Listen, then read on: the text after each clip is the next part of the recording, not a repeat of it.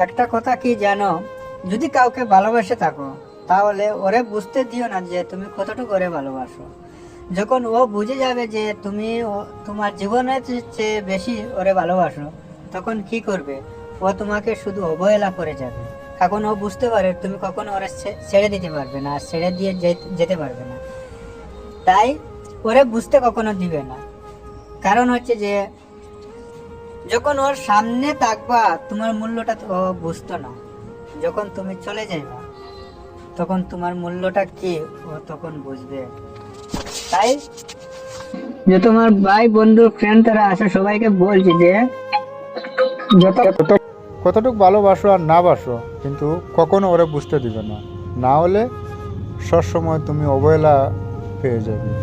কারণ ও পুরো বুঝতে পারে যে ওরে যতই আমি অবহেলা করি না কেন,